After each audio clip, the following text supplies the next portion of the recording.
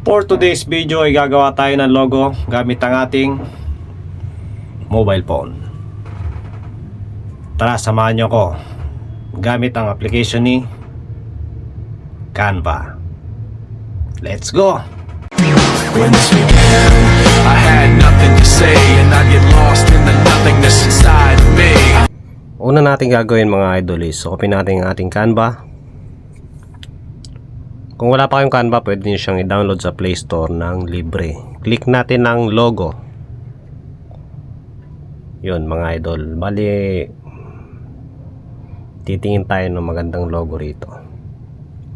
Yun, may mga lalabas na logo mga idol, pwede nyo siyang gamitin. Yan,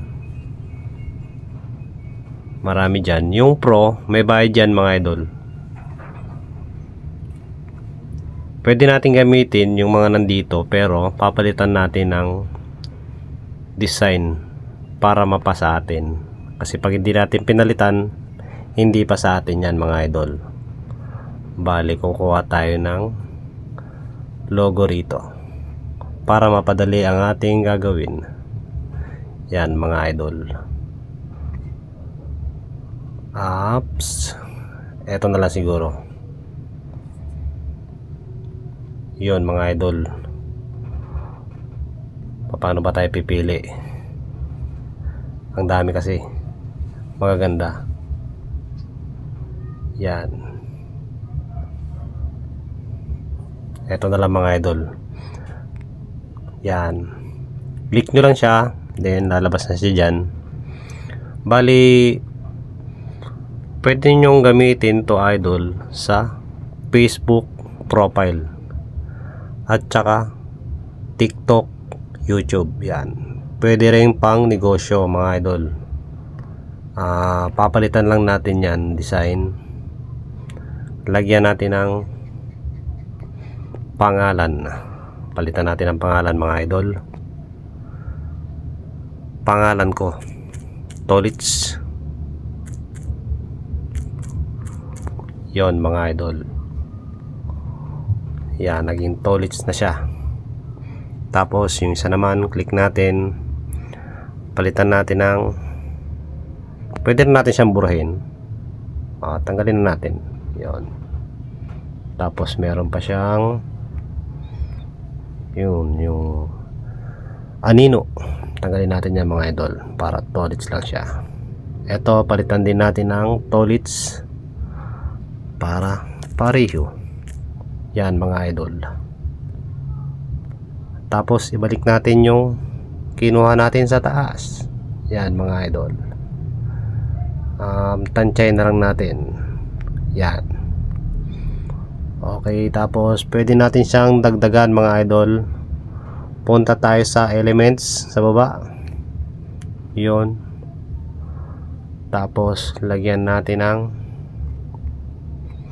kung anong maisip natin na ilagay mga idol. Pwede natin siyang lagyan ng, pwede tayo mag search. Yan, search tayo ng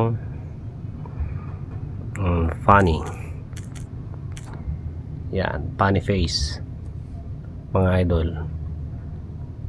Yan, tapos click natin yung graphics, see all.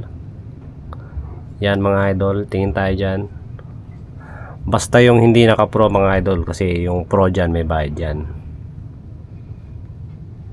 Okay, nakakita na ako mga idol. Ito, click natin. Yon.